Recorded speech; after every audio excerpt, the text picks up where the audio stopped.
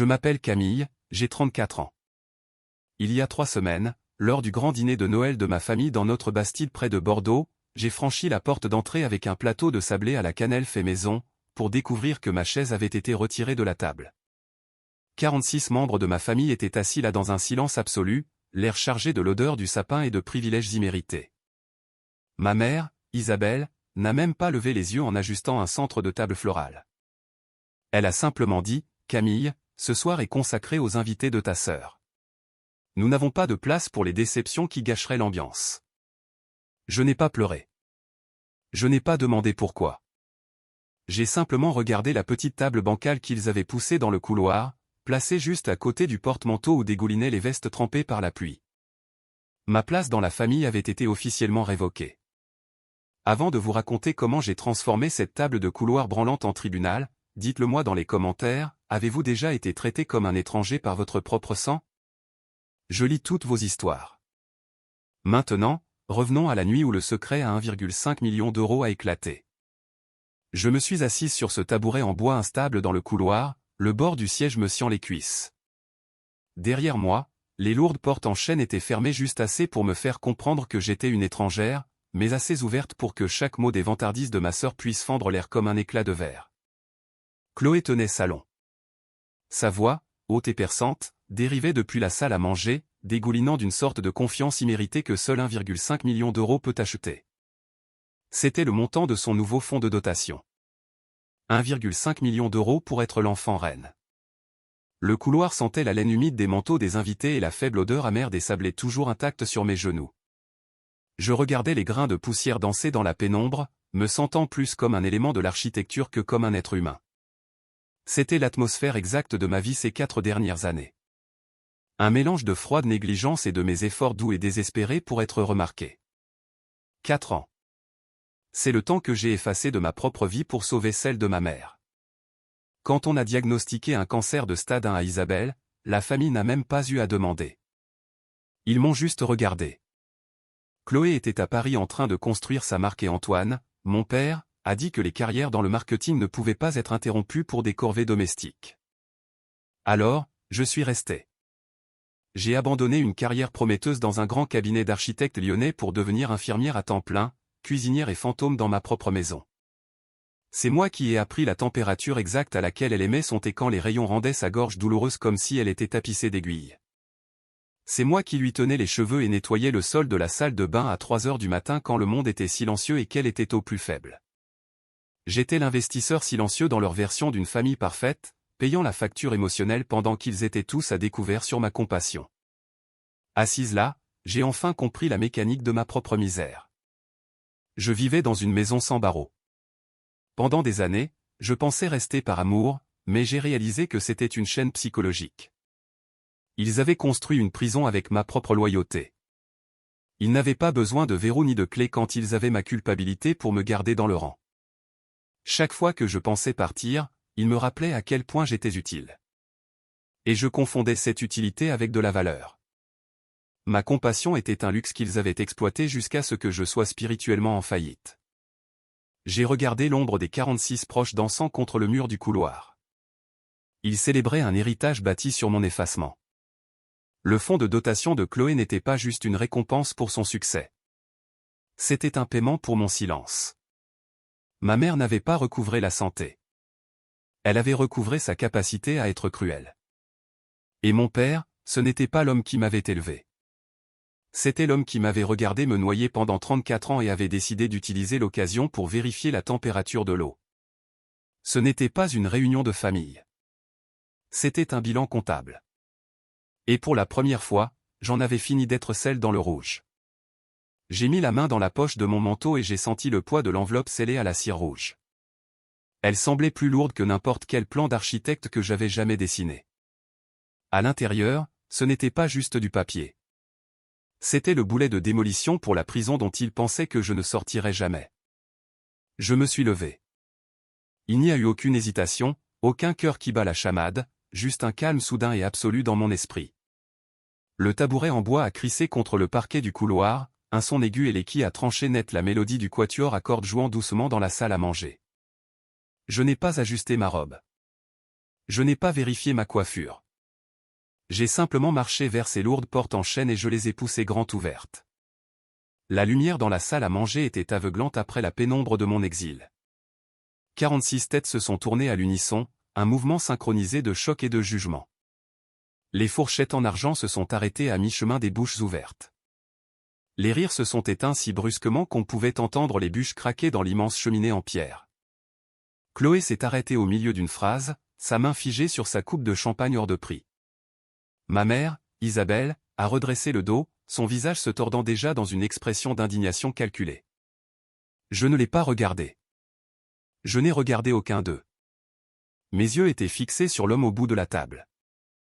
Antoine était assis là, incarnant parfaitement le patriarche dans sa veste en velours, sa montre en or scintillant sous le lustre en cristal. Il m'a regardé avec ce vide familier, le regard d'un homme qui avait déjà effacé mon existence du grand livre de la soirée.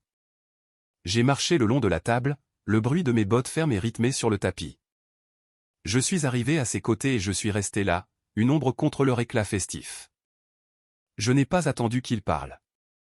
J'ai plongé la main dans ma poche, sorti l'épaisse enveloppe avec son lourd seau de cire rouge, et je l'ai placé directement sur son assiette en porcelaine, pile sur le chapon qu'il avait à peine touché. Le silence était assez lourd pour être ressenti. C'était le silence d'une pièce pleine de gens attendant que le personnel réalise qu'il a fait une erreur. Mais je n'étais pas le personnel. J'étais l'auditeur, et l'audit était en retard. Je l'ai regardé droit dans les yeux, regardant la confusion dans sa pupille se transformer en une lueur de peur profonde. « Joyeux Noël, père », ai-je dit. Ma voix était claire, basse et parfaitement stable.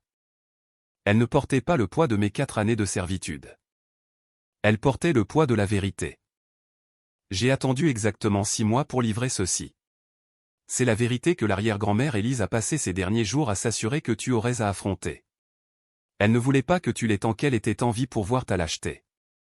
Elle voulait que tu l'aies quand je serais assez forte pour y survivre.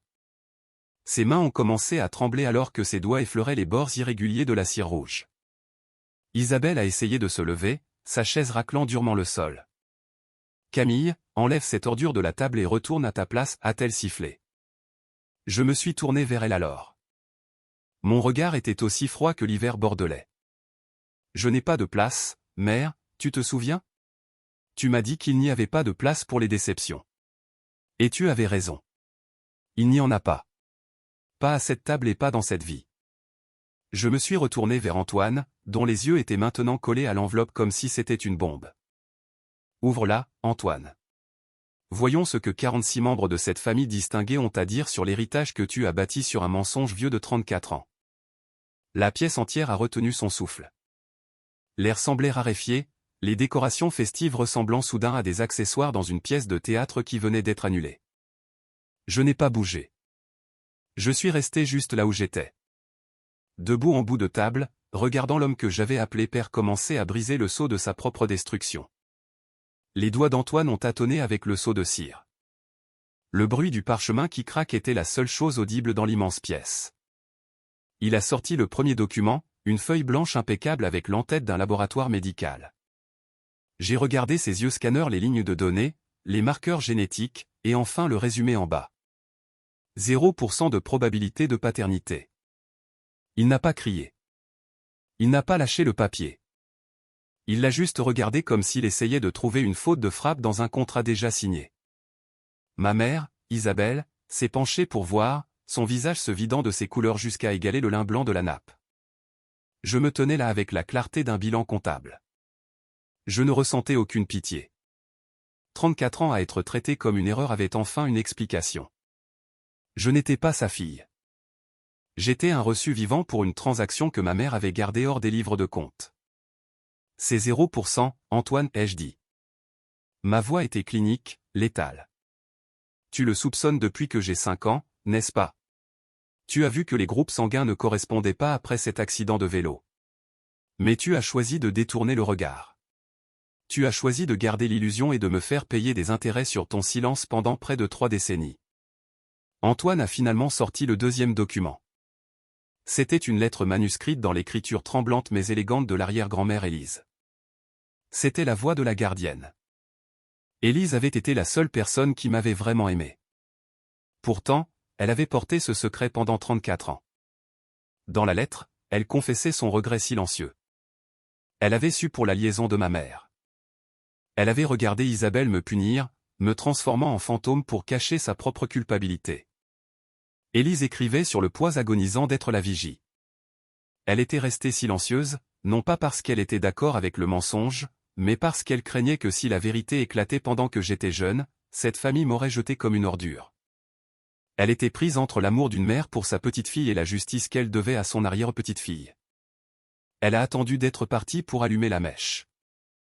Elle a donné à son notaire des instructions précises. L'enveloppe ne devait pas être remise avant exactement 6 mois après son décès. Elle voulait me donner le temps de faire mon deuil, mais plus important encore, elle voulait que j'aie le temps d'établir ma propre vie et de trouver ma propre force avant de devoir affronter les retombées. Elle ne voulait pas que tu aies ceci tant qu'elle était en vie pour voir ta lâcheté, Antoine, ai-je continué. La lettre d'Élise expliquait que la cruauté de ma mère était un mécanisme de défense. En faisant de moi une déception, Isabelle se convainquait que sa trahison n'avait pas d'importance. J'étais la preuve visible de son péché. Alors, elle a essayé de me rendre invisible. Et Antoine, tu étais le partenaire silencieux de cet abus. Tu m'as sacrifié pour protéger ton confort parce que je n'étais pas vraiment à toi. L'air dans la salle à manger semblait avoir été aspiré par le vide. Mes proches, les mêmes 46 personnes qui venaient de rire de mon exil, fixaient maintenant mes parents comme s'ils étaient des étrangers. Le vernis poli de l'élite bordelaise s'écaillait par couches.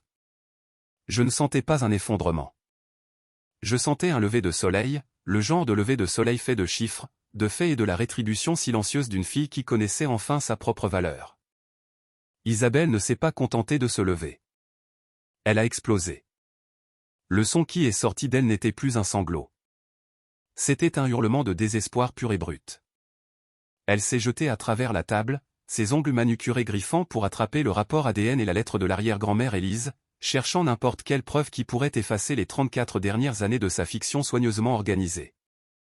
Je n'ai pas bronché. J'ai simplement reculé, les documents tenus fermement dans ma main, la regardant trébucher contre le centre de table qu'elle avait passé 3 heures à perfectionner. C'est un faux, a-t-elle hurlé, sa voix résonnant contre les hauts plafonds de la Bastide. Camille, tu es un monstre. Tu es jalouse. Tu as toujours été jalouse de Chloé, de son succès, de sa vie. Et maintenant tu essaies de détruire cette famille avec des mensonges que tu as achetés dans un laboratoire de bas étage. Chloé s'est jointe à elle, le visage tordu par un ricanement qui dépouillait chaque once de son charme parisien. Elle se tenait à côté de ma mère, un front uni de rage privilégiée. Tu es une étrangère, Camille, a-t-elle craché, les mots dégoulinant du même poison que j'avais goûté toute ma vie. Tu as toujours su que tu n'étais pas à ta place. Et maintenant tu agis comme un charognard avide. Tu penses que ce faux papier te donne un droit à notre nom, à mon fonds de 1,5 million d'euros? Tu es pathétique. Tu es exactement la déception que maman disait que tu étais. Je les ai ignorées toutes les deux. Ma concentration est restée sur Antoine. Il était assis au bout de la table, mais il avait rétréci. Il ressemblait à un homme regardant un raz-de-marée depuis le rivage, réalisant trop tard que ses pieds étaient déjà sous l'eau. Il ne criait pas. Il ne me traitait pas de menteuse. Il tremblait juste, sa montre en or cliquetant contre le bord de l'assiette en porcelaine, ses yeux fuyant vers le couloir, vers le bureau, vers n'importe où sauf mon visage. Et c'est là que j'ai réalisé. Ces 34 ans de froideur n'étaient pas seulement à propos de la liaison de ma mère. Ce n'était pas seulement à propos de sa lâcheté à détourner le regard de la vérité. Il y avait un secret sous le secret, un courant sous-jacent criminel que je commençais seulement à sentir. Il n'était pas juste une victime du mensonge d'Isabelle. Il était un participant à quelque chose de bien plus sombre. Sa panique était trop profonde pour juste un cœur brisé. C'était la peur d'un homme qui avait bâti un royaume sur une terre volée et qui venait d'entendre le bruit des fondations qui craquent. J'ai regardé autour de moi les 46 proches. Ils étaient le jury et ils commençaient à délibérer. Les murmures ont commencé, un bourdonnement bas de voix. Ils regardaient le sceau officiel du laboratoire. Ils regardaient le visage strié de mascara d'Isabelle. Ils réalisaient que la fille qui avait passé 4 ans comme servante silencieuse était la seule à dire la vérité. L'indignation n'était plus seulement la mienne. Elle commençait à contaminer toute la pièce. Isabelle a réalisé qu'elle perdait le narratif. Elle a tourné sa fureur vers Antoine, sa voix se brisant avec une pointe hystérique aiguë. Dis-lui, Antoine. Dis-lui qu'elle ment. Dis à tout le monde que tout ça est une erreur. Mais Antoine est resté silencieux. Son silence était la confirmation finale. C'était le silence létal d'un homme qui savait que l'auditeur avait enfin ouvert le livre de comptes le plus dangereux de tous. J'ai replongé la main dans l'enveloppe à cire rouge et j'ai sorti la dernière feuille de papier, celle que le notaire de l'arrière-grand-mère Élise avait vérifiée avec une telle précision. La pièce vibrait encore des cris de ma mère, mais j'avais l'impression d'être debout dans un vide de logique froide et dure. Ce n'était plus une histoire de cœur brisé ou d'une liaison vieille de 34 ans. C'était une expertise comptable de ma vie volée. J'ai regardé Antoine, dont le visage était maintenant une carte de la terreur absolue. Tu n'as pas détourné le regard du test ADN toutes ces années par amour, Antoine, ai-je dit, ma voix tranchant l'air festif comme une lame chirurgicale.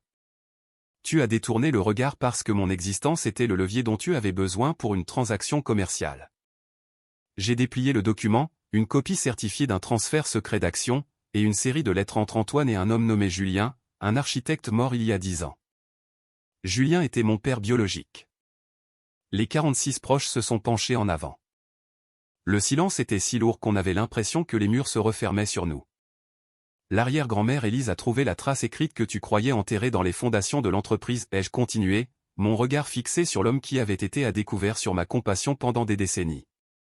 Quand je suis né, Julien ne m'a pas juste laissé un nom. Il a établi un trust irrévocable avec 20% des parts de l'entreprise familiale. Tu n'as pas juste découvert la liaison, Antoine. Tu as vu un jour de paix.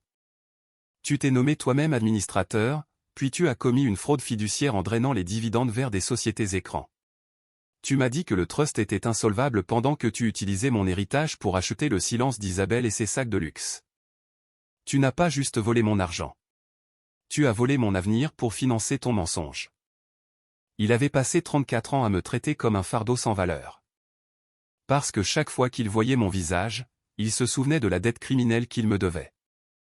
Il ne me détestait pas parce que je n'étais pas sa fille. Il me détestait parce que j'étais la victime de sa plus grande fraude. Tu ne m'as pas sacrifié pour la famille, Antoine. Tu m'as liquidé. J'ai dit les mots en me sentant comme la dernière entrée dans un grand livre de misère.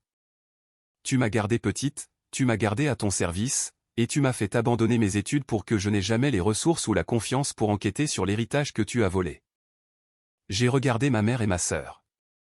Le fonds de 1,5 million d'euros de Chloé n'avait pas été bâti sur le dur labeur de mes parents. Il avait été bâti sur les intérêts de mon héritage volé.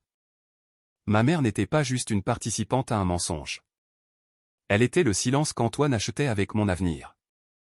La Bastide, avec ses halls sentant le pain et ses lustres en cristal, ressemblait soudain à une scène de crime.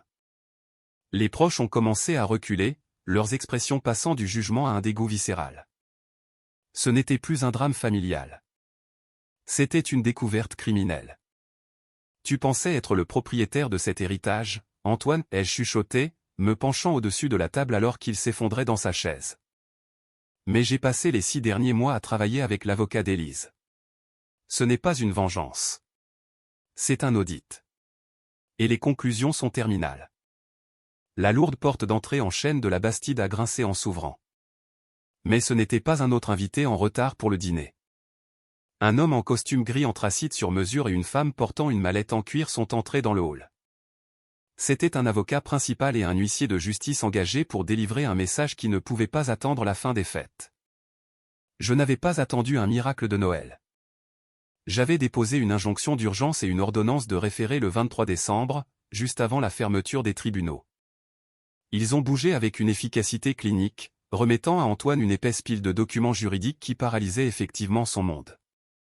Le royaume bordelais faisait officiellement l'objet d'un audit judiciaire, avec tous les avoirs personnels et professionnels gelés par ordonnance du tribunal depuis 16 heures hier. L'avocat a regardé Antoine avec un détachement professionnel qui rendait le patriarche tout petit pour la première fois en 34 ans.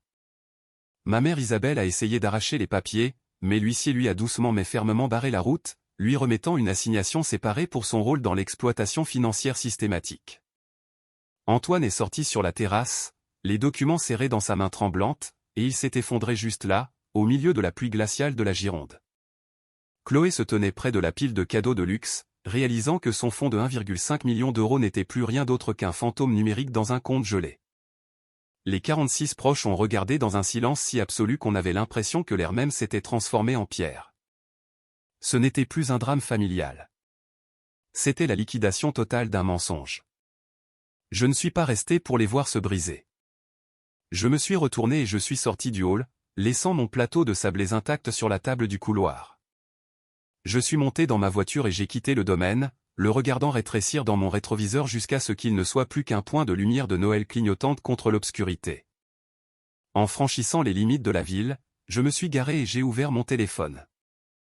J'ai fait défiler mes notes jusqu'à un fichier que je gardais depuis 4 ans intitulé « Choses qui rendent heureux ».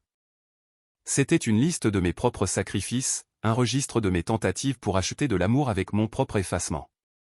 J'ai pris une grande inspiration et j'ai appuyé sur supprimer. C'était la vraie justice du sommeur. J'avais fini de me concentrer sur la punition du passé. J'avançais vers l'architecture de mon propre avenir. J'ai déjà commencé les papiers pour établir la Fondation architecturale Julien, une dotation financée par les 20% d'actions que je réclame pour aider les étudiants talentueux qui sont retenus par les attentes familiales. Pour la première fois en 34 ans, je ne suis pas un fantôme ou une déception. Je suis Camille et je tiens enfin le stylo de ma propre vie. Je ne suis plus un investisseur silencieux dans leur cruauté. Je suis l'architecte de ma propre paix.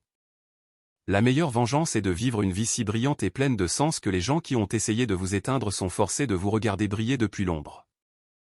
Si ce voyage vers la vérité et l'estime de soi a résonné en vous, merci d'aimer cette vidéo et de vous abonner. Cela aide à garantir que les voix qui ont été réduites au silence trop longtemps soient enfin entendues. Merci de faire partie de ma renaissance.